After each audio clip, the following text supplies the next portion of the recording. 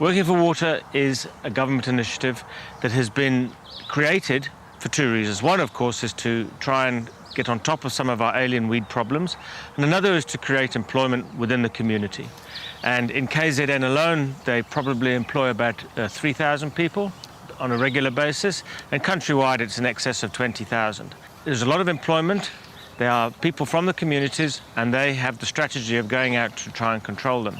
My particular involvement working for Water was with the Rapid Response Unit as a mentor, showing these people who had come from different areas, some of the local weeds, to take on some of the weeds that they see as emerging that they may be able to get on top of at short space of time. As far as working for Water goes, it's an ongoing process, and employment is very important. Working for Water go to landowners, and they offer their services, very often free of charge or the Working for Water cost, to clear alien infestations, which is good up to a point. A lot of people benefit from that, but then the responsibility of follow-up is a problem, and as we've seen, follow-up and rehabilitation is a very important part of this process, and that then becomes the responsibility of the landowner.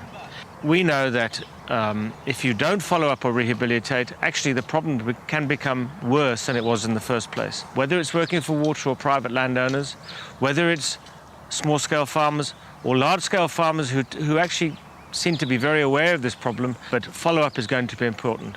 Working for Water will supply them with chemicals and training, but the use of it, and sometimes at their own cost, are going to have to put efforts into controlling these plants. When alien plants have been removed, you really have several options. Some of them, of course, will die because they've been treated with a herbicide, and it's very important to try and remove them or kill them before they set seed. That's always going to be a critical factor. And then different plants respond in different ways. Some you can just leave to rot on the ground. If they're water weeds, they can dry on the ground. But the most important thing is not to get them to spread and take them to dumps or put them in compost heaps where they can just regrow. So it's important to understand the plants, which ones you can just put in a pile and let them rot, which ones you may have to burn, which ones you have to dig up. Ensuring that these problems don't occur is a question of maintenance. Once an area is being cleared, it takes continuous effort to keep it clear. And any emerging plants or infestations should be dealt with immediately. The earlier these problems are confronted, the easier it becomes. Medium-term strategy for Working for Water is to get as many people as they can afford into the field and doing the work.